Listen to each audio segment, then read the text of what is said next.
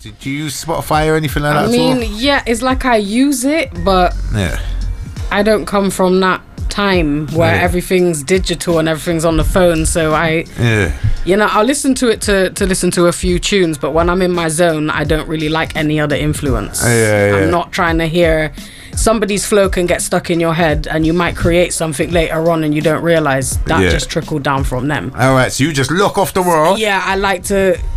It's not that I'm not supportive of artists or Bristol artists, of course, but there's a time where I have to kind of go into my cocoon. I don't want to accidentally take your flow and make it better. Yeah, because I might not know it, and it might come out and sound good, and then I'm like, hold on, I just improved your flow. No bar biting. I ain't got no time for that.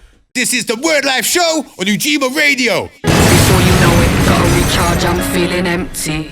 Mad. Right, so this is the part of the show we have been looking forward to. I got Ems with the pen in the building. Hey, nice to meet you all. Hey, I'm telling you smashed the show. The tracks are fire.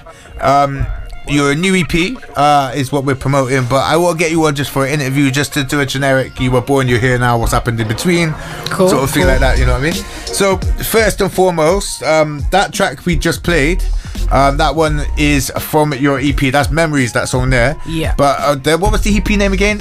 Entry Phase 1. Entry Phase, EP 1. I think that's dope. Good name. Yeah. Which means there's more coming, right? Of course. I have to keep it simple. Yeah. Split it up into a few projects. You can't hit us with Entry Phase 1 and not give us. And not give you the sequels. It's the rules, isn't it? Right. So M's with the pen. Right. So I mean, the name I'm guessing is explanatory, right? You're M's and you're with the pen. Yeah. Is there anywhere that come from or anything, like any story to that, or? I think it comes from being a multi-genre artist, and everyone asks me, what's your niche, and I say it's in my writing first. It has to come out on paper to make a sound. So M's of the pen is just me. I kick back. I literally will write with a pen and paper, and then I go. So you don't do it on the phone and like that. I go through different stages. If I was to think of a bar right now, I might jot it on my phone. Save it on that, But it needs to come out in a different setting for me to get it finished. You know? No, I know certain people like that. The Young UK who put you onto me. Shout him out. Legend, big up Young UK. Come on. He does use his phone and stuff sometimes, but he's one of these people that likes writing an old school way. He'll have it up in front of him in the booth, like the proper way, you know what I mean? And I think there's something about when you write a lyric down, you remember it more or something, don't you? Yeah, it imprints, definitely. Yeah, that's it. They reckon if you write something 18 times, you never forget it or something, isn't it? So I know, I read that somewhere. I don't know. It might be worth it. Not saying you got to write your bars 18 times, but you know, it could help. It might be something to it, you know. But right, so quick musical kind of journey. What got you into music and everything? Do you remember your first song you ever done? My first song. Your first track, sorry. Jeez. I know you sing someone on the harmonies and stuff, but I mean like rap song or anything. I mean, officially, I made a song like years ago. It didn't even get put out. It was called Pull It Back. I was like a feature artist for it. Yeah, come on. And that brings me back. But as for my projects right now, a few years ago I dropped a tune over, what rhythm was it? Bob Marley and the Wailers. I put my vocal on it. Shout out Snoopy for putting me onto Yuri Green, who's the guy on the buttons for my EP. Yes. I know Yama Banana. So you got Yuri every time. Yeah, and I remember the first time I met Yuri, actually, Snoopy brought me to his studio and I put that track down. And I said, when I come back, it will be different. I'm just warming up, and he's kind of seen. So that was like your first one that you put out for yourself, then, was it? Right? Yes, it's like I dropped it, but it was more radio play. Yes. But this EP here is my first official project out. I just wanted to give some music for people to listen to, and get my vibe. So what got you into doing music in the first place? Have you come from like a musical background or anything like that, or do people you grew up with do music, anything like that? Or? Yeah, music. When I was younger, there's always music being played in the house. My godbrothers on the scene, Sag and then big them up. Like, okay, label, come on. You know, like, that's your god brother. Yeah, So we get this far into the show and I didn't even know that. Big up Sag. They don't realise how much of an influence they were for me while I was growing up. They didn't realise how much of an influence they were to everyone. To everyone. And it was like, what? That's, you know them. And it's like, I had the honour of their getting first influence. CD?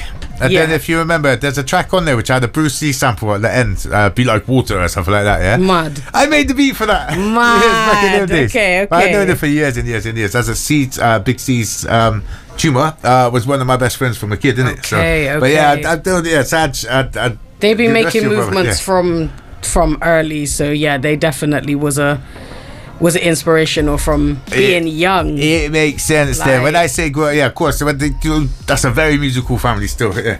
Is he still doing that? Is it Angry Jack? Yeah. Bad man for you though. I love that. Man, they want some more material. Come on. It does. That was fire. Yeah. Right. So that explains, as I say, you growing up around a lot of really solid, good rappers. Then, the label I think was one of the most prolific groups to ever come from Bristol, I think. Yes. You know what I mean? Eastern and stuff like that. So you're not tempted to get him in the studio and get him to jump on the track or not? Hey, if I called him right now, he'd tell me I'm a big man, you know. Like, I'm busy, but I know he'd always... Hey, he's a great he might have some time. Yeah. He might have some time. Cool. He's on one of my favourite tracks he ever done that I produced. Can you remember him and R.E. done Peak in the Mountain? From Ari's album. Yeah. I might beat that. Jeez. Okay. Shout you all out, man. Yeah, hey, that's going from early, but okay, that everything's become a lot clearer now.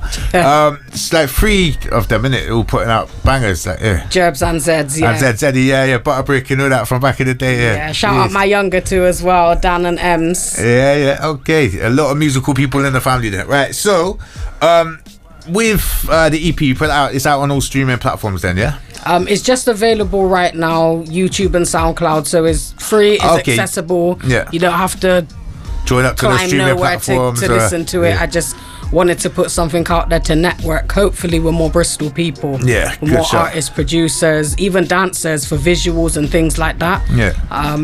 So if any of the songs made you want to bust a move, get in touch. Definitely. If you've got like a little idea for it, I'm open. Wicked. All right, so is there any plans? So what's the next stage? Because I know you've just put out the audio for this, so have you got any plans for like videos, for anything like that? Or? I might be dropping a few videos, but that's in the same moment where I'm trying to get my EP2 together. Right, okay, that's for the second one. So that was just the launch. That's it was just kind of like an audio entry. Just, you know? I feel that. And I think I give a lot of artists the advice I give them is build up a YouTube page. If you're going to put out stuff like on YouTube, you own the digital rights to it and the stamp. Yeah. Once you stick it on one of them distribution sites, they own it. You know what I mean? So I think you've done a good thing putting it out on that as well. And it means yeah. I mean, how do you feel about all the streaming stuff? And do you use Spotify or anything like that? I mean, yeah, it's like I use it, but I don't come from that time where everything's digital and everything's on the phone, so I'll listen to it to listen to a few tunes, but when I'm in my zone I don't really like any other influence. I'm not trying to hear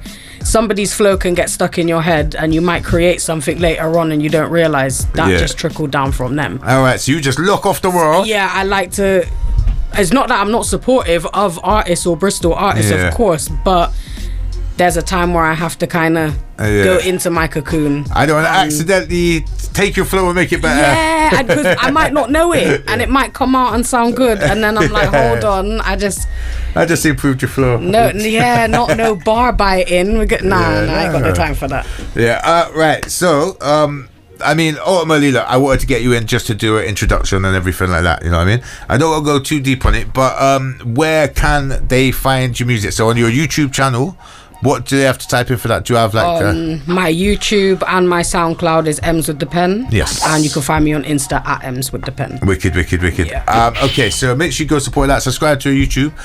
The live performance part we're going to do after the adverts is the part I'm really looking forward to, because you got bars. But look, I just wanted to say thank you for coming through. Thank you for having me, man. Absolute pleasure. But yeah, I just wanted to do a straightforward first time. Once you got the next project, we're going to have you on. We'll do a more silly interview then and stuff like that. You know, of course. But yeah, also, do you know what's the plans for the next one? Do you have a rough idea of the date for part 2? Or I know you just done part 1, so I know it's a bit early asking, but yeah.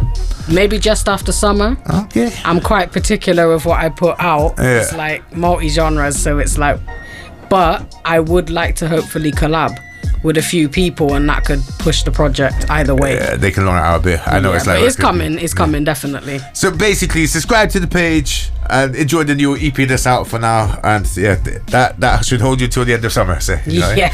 But yeah, no, look, thank you for coming through. Really looking forward to the live performance part of the show. We're going to go into some adverts. We're going to jump straight into that, okay? And we'll be back on the other side. Ready. Let's go. Life was a mess. Shout out to my ex. I gave her nothing but stress. She went mad, turned vexed and left. Sorry I broke your heart. It's over now and I wish you the best. But when I'm all alone and man's on, getting my flashbacks in my head. What? Are the good times? Are the bad times?